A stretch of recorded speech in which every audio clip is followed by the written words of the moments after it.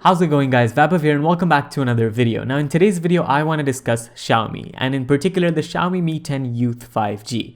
First things first, they could have made the name a bit easier to pronounce, but without any hesitation, let's actually get into what we're dealing with this phone. Now it's a 5G smartphone. It has the Qualcomm Snapdragon 765G 5G processor, and before we get into the specs sort of in detail, let's take a look at the colors. It's got 5 different colors and a teardrop style design notch on the display, so that's pretty cool. It's also Xiaomi's first phone with a periscope camera, and we'll get to that in just a bit. The 5 colors could be due to the fact that this phone is aimed towards the youth, but in my opinion, I think this phone is a very good option for anyone looking for a mid to budget range smartphone, and I'll explain why. So 5G 765G processor up to 2.4 gigahertz, I think that's the maximum capacity, so not quite there with the 865, that's the flagship level, but definitely worthy of being in any mid-range to any budget smartphone. I think you're getting the best of both worlds in a way where you get 5G connectivity but also good enough power to run your basic tasks, etc, etc. Now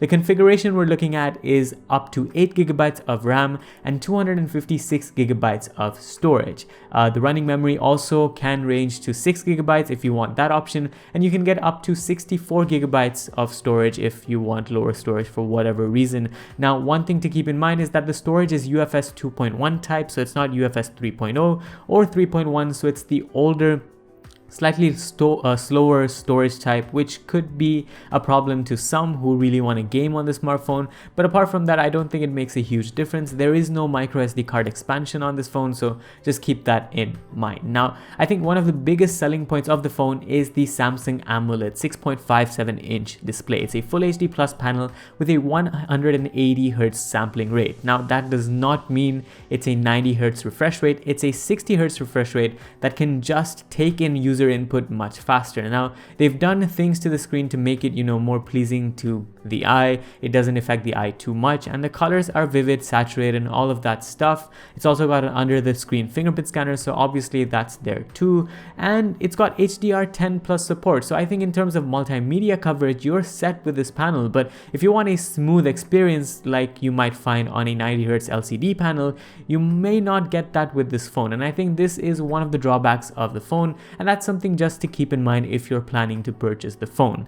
But I think where this phone sort of makes up for this is in the camera department. We've seen many phones offer flagship specifications with a subdued camera experience, and I think this goes for an opposite approach. So we've got 4 cameras on this phone, the Mi 10 Youth 5G as they call it. It's got a 48 megapixel primary sensor alongside an 8 megapixel periscope telephoto lens, the first on any Xiaomi device, an 8 megapixel ultra wide lens, and an independent macro lens. Now the 48 megapixel lens is interesting because it actually might be OmniVision's new 48 megapixel sensor, which tends to deliver better photos than the 64 megapixel sensor found on the IMX686, which could be very interesting if that's the case. We're not sure if this is sort of an OmniVision lens or a Sony lens. We have to confirm that. There's been no official confirmation, so that's just something to keep in mind. I think it's going to produce slightly better pictures, especially going by the fact that many rumors and suggestions are pointing to it being an OmniVision lens.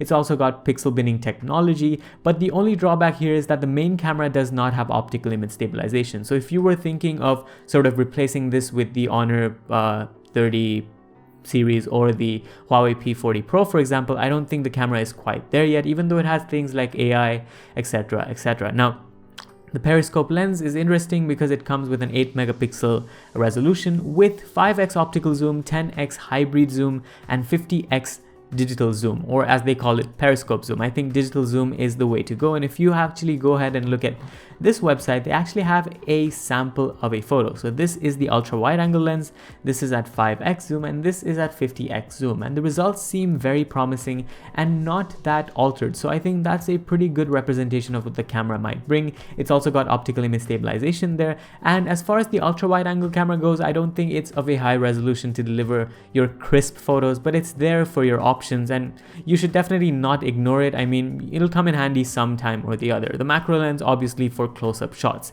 Now it's got a huge variety of different software features, including night mode, document mode, movie mode, etc, etc. I think half of these modes we often not even use, so if you find any of these options really useful, this could be a good phone for you. I think they're focusing a lot on AI with this, so they've got a moon mode, so everything to do with AI is present on this phone, and that's why people are sort of making that natural comparison to the Honor and the Huawei series of smartphones. Now in terms of video, we've got 4K 30 FPS, not 4K 60 FPS, so that's something to keep in mind, as well as 960 FPS slow motion footage at 720p resolution. So I think that about wraps up most of the primary camera specifications. The zoom is pretty cool. I'm excited to see how it performs in real life and how it compares to other smartphones in this budget price tag, as well as flagship level smartphones. Now the front camera again is a 16 megapixel sensor, again focusing a lot on AI, and one thing I would have liked to see here would have been 4K video recording on the front facing camera, because people tend to make content on a regular basis these days, and to have a 4K camera on your smartphone, especially the front camera, just helps out. So I wish it had that. It does have AI, but it has very questionable AI features like baby beauty, microplastic, nude makeup. I don't know if this is to do with the fact that this website is translated from Chinese, probably so, but even so, it just makes for some funny translations. So yeah, I think that about wraps up the camera, the design, the processing power, etc, etc. You've obviously got MIUI 11 on it. So MIUI 12 was actually launched, I think, today, but this phone won't ship with it. It'll come as a software update at a later stage. So I think that basically brings us to other specifications like the battery and the connectivity. So we've got a 4160 milliamp hour cell on this thing.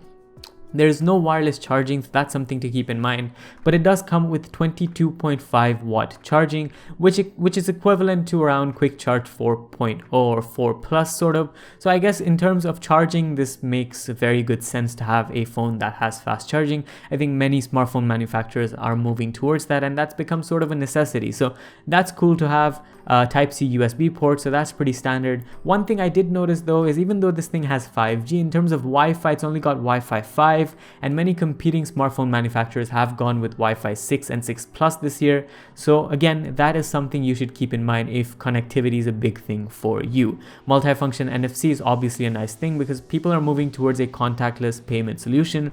So having this just makes sense, not only in China, but also on an international basis, which I'm sure sort of we'll see in the long run. But yeah, I think this just goes over the specifications once again. At 192 grams and about 7.9 millimeters thick, it's a very nice phone in the hand as well. Pretty lightweight if you ask me, considering flagships these days are like 217 grams and 9 millimeters thick. So again, it won't be unwieldy, and it's also got a 3.5 millimeter headphone jack. So that's something really unique about the smartphone. I don't know if it has an IR blaster, because it does point to it having an IR blaster. I might be wrong on this. Let me actually go ahead and check the images and see if it has any sort of IR blaster. I don't think it does, but if it does, that's a plus point as well. So the photos that we see from the camera here, they point at really good quality samples. I think this is more of a lifestyle focused phone anyway, so these samples sort of make sense, but we'll have to see how good they are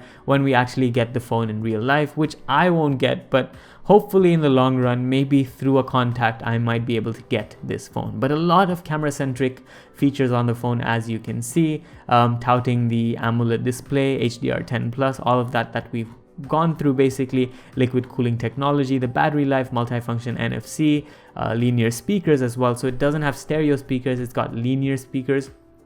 That's something to keep in mind. So yeah, that brings us to the price. This thing is priced at 2,399 yuan. So this says 2,799. I think it's 2,300 or 2,400. Let me just make sure. It is, oh, it's 2,099 yuan. So that's the starting price of this phone. And if we actually go and convert that to dirhams, it's going to be 1,087 dirhams. Now, for the international audience, that translates to around the $296 mark, and it ranges from that all the way to the highest end configuration, which sells for 2,799. So if we just pop a 7 in between, we've got a price tag of $395 or so, which makes this a great smartphone. I think what we're hearing from the LG Velvet series of it being priced at around the $700 to the $750 mark, this is like the perfect smartphone in between. Now granted, it doesn't have IP68 certification, which is something that the LG Velvet might come with, but even so, I think this phone is one of the better phones to buy if you're looking for 5G at a budget with a great screen and great performance. So yeah, those were my thoughts on the Mi 10 Youth Edition 5G. Once again, I think the name is a bit too convoluted. They could have just called it the Mi 10 Youth, or I don't know, the Mi Youth or something like that. That would have just made it a bit easier to pronounce. But let me know what you guys think about the phone down in the comments. Are you thinking this is just an additional phone that they want to add to their portfolio and won't sell that much? Or do you think it's one of the more genuine phones that might do really well in this market segment? Leave a thought down in the comments and make sure you subscribe for more videos coming up very shortly. Thanks for watching. This was Vaibhav and I'll see you in the next one. Adios.